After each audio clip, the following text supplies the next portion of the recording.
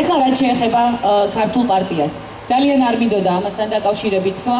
მაქსიმალურად თავი შევიკავე, როდესაც ქართული პარტიის გადაწყვეტილება გახმოვანდა აქ თქვენს წინაშე და ეს ჩემთვისაც პრაქტიკულად სიურპრიზი იყო, რაკიღა ხალხს გაეხარდა ის, რომ ერთობა შედგა. ჩემთვის ყველაზე მნიშვნელოვანია თქვენი დაკვეთა. ჩემთვის ყველაზე მნიშვნელოვანია ის, რა უნდა ხალხს კონკრეტულ შემთხვევაში, მაგრამ სამწუხაროდ და საუბედუროდ ის ეჭვები, რომელიც როგორც მინიმუმ ქართული პარტიის რამდენიმე წევრთან დაკავშირებით მე მქონდა, ამ შემთხვევაში განსაკუთრებით ბატონ კიწმარიშვილზე და ბატონ ოქრუაშვილზე გავაკეთებ განცხადებას და რატომ არის ბატონი სოზარ სუბარი ამ გაუგებრობაში მოხვედრილი ეს თავად გადაწყვიტოს და თქვენთვის მიმინდია შეფასება, სამწუხაროდ დიახ დადასტურდა, რომ ისინი ხელისუფლების თამაშს არ თამაშობენ. მე მცხვენია ოქრუაშვილის ნაცვლად, როცა კაცს ბატონო თამაშობენ, ხელისუფლების თამაშს თამაშობენ.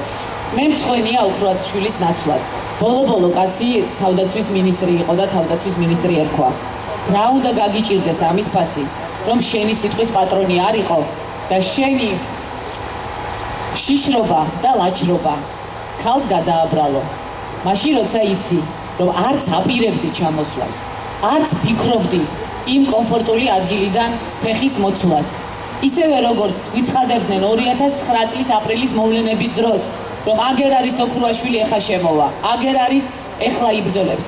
თუ უნდა ჩამოვიდეს, მე რას მითამბობს. მაგრამ ჩვენგან, როგორც ქალბატონმა ნონა გაფრინდაშვილმა ბრძანა, იყო კატეგორიული პირობა. თუ ამ ჩამოსვლის უკან დგას რაიმე კავშირი რუსეთთან, რაიმე კავშირი სამხედრო ძალასთან, რაიმე კავშირი იარაღთან და ქვეყნის დესტაბილიზაციასთან, ჩვენ გავემიჯნებით ამ პროცესს მეთქი და დიახ, ჩვენ გავემიჯნებით ნებისმიერ პროცესს. რაც არ უნდა იძახოს სახელმწიფო ძალებმა, დიახ, ჩვენ გავემიჯნებით ნებისმიერ პროცესს, რომელიც ქვეყნის გარედან იქნება ჩამრევი ამ პროცესში, რომელიც იქნება არამშვიდობიანი და იარაღთან ან სისხლისღვრასთან დაკავშირებული. დიახ, ჩვენ გავემიჯნებით ყველა ისეთ პროცესს, სადაც არ გვექნება აბსოლუტური გარანტია იმისა, რომ თითეული თქვენგანი არ იქნება დარტყმის ქვეშ დაყენებული და არ იქნება გამოყენებული თქვენი გულწრფელი სურვილი ქვეყნის გადარჩენისა.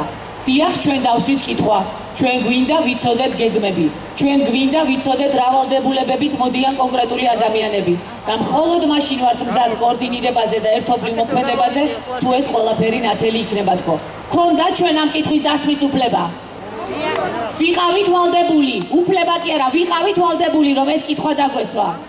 ვიყავით ვალდებული, რომ ეს კითხვა დაგვესვა, ამ კითხვაზე ჩვენ პასუხი ვერ მივიღეთ და ისეთივე ლაჩარმა, ყოფილმა თავდაცვის მინისტრმა, როგორი ლაჩარიც პრეზიდენტი სააკაშვილია, უკან წაიღო თავისი სიტყვები, რომელიც ხალხის მოსატყუებლად იყო გამოყენებული.